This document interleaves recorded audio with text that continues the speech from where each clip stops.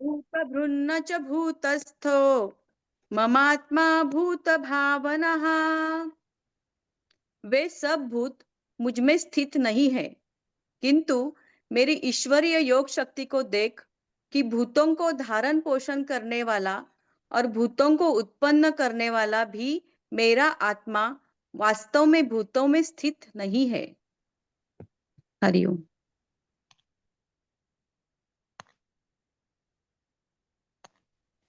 भूत, गुजरा हुआ कल, जो समय बीत गया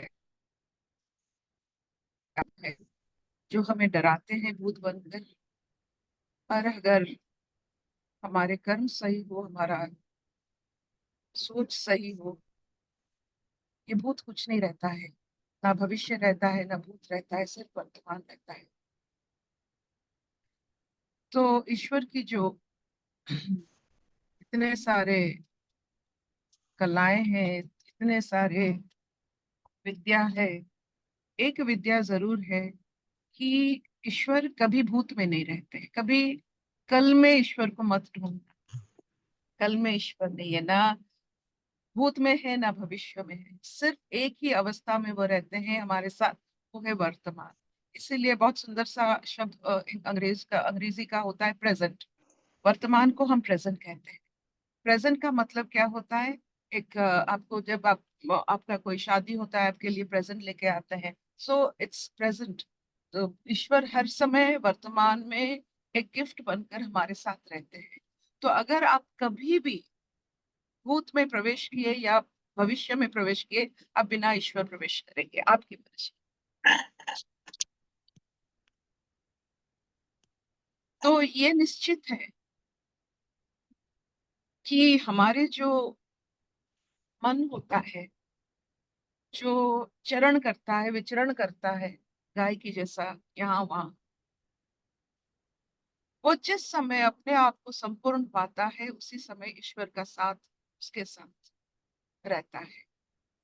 असंपूर्णता भूत और भविष्य में ही है। जो वर्तमान में विचरण करते हैं और वर्तमान में हर हर वो जो हर जो कहते हैं, वर्तमान की हर जो इंफॉर्मेशन तो नहीं कह सकते, हर चेतना को अनुभव कर सकते हैं, वो ईश्वर को अनुभव करते हैं। तो ये छोटा सा श्लोक जो आज का है, ये हमें एक दिग्दर्शक के नाते ये बताते हैं कि भूत और भविष्य में ईश्वर नहीं रहते। तो आपकी मर्जी, कल की बात इतना कीजिए। वो बिना, जैसे कैप्सूल में कोई दवाई का ये अंश नहीं होगा, सिर्फ खाली कैप्सूल खाएंगे। वर्तमान में है पूर्ण कैप्सूल आपके, और जिसमें दवाई है, सब कुछ है। एनी प्रश्न फॉर दिस?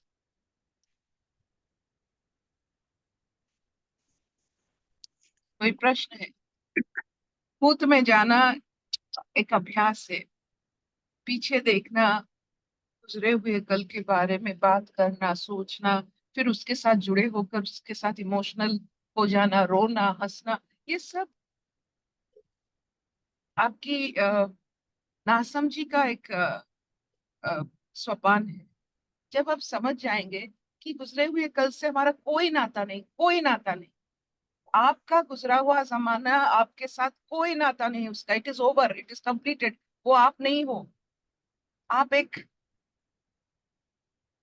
नया और नित्य नूतन जिसे कहते हैं, आप एक नया अनुभव हो। तो पुराने पुराने चीज को याद करके उसको समय बिताना, ये बहुत मूढ़ता है, मूर्खता है। B free from your past, B free free from your future. बस वर्तमान में रहिए, संपूर्ण भाव में वर्तमान में। ईश्वर साथ देंगे, ईश्वर वर्तमान में रहते। ठीक कह रहे हैं।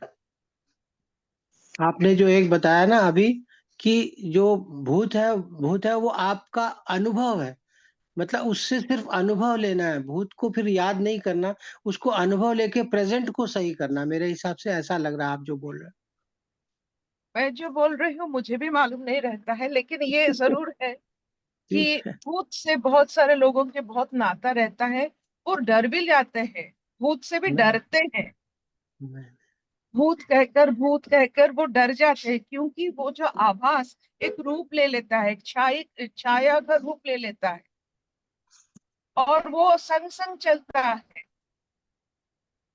इसलिए भूत से आपको बार बार दोहरा कर पिछले जीवन की या पिछले समय की जो बात जो दोहराते हैं, अंडरलाइन करते हैं, वो आकार ले लेता है। कंफ्यूजन होता है, स्किजो होते हैं, स्प्लिट पर्सनालिटी होते हैं। मतलब ठीक है। अगर जिन्होंने अच्छा काम किया होगा, अभी बुरा काम कर रहे हैं, तो उनको द्वंद होगा। जो पहले थोड़ा बहुत अश्लील काम किए होंगे, अभी अच्छा काम कर रहे हैं, तो उनका भी थोड़ा द्वंद होता है। अपने आप को पूरा संपूर्ण भाव से कल से जुदा कीजिए और देखिए उसका कैसा असर होता है। You are no way related to your past. This is a ठीक वेरी बात। फंडामेंटल आई वुड से एक तपस्या। जो बीत गया सो बीत गया। लोग ये जो सब बाबा माता अपना नाम बदलते हैं जब संन्यास लेते हैं, क्यों क्यों लेते हैं? ताकि दे पिछला डोंट भूलने हैव के लिए। Any connection with the past. तो हम ये नाम नहीं बदलना पड़ेगा, बस सोच बदलना, I have no connection with my past. Correct correct. ठीक कह रहे जो हो। हो गया सो हो गया। ये नहीं कि उसका जो डर भय कुछ नहीं, हो गया हो गया। जितना अपने आप को आप मुक्त मानोगे उतना ही मुक्ति मिलेगी।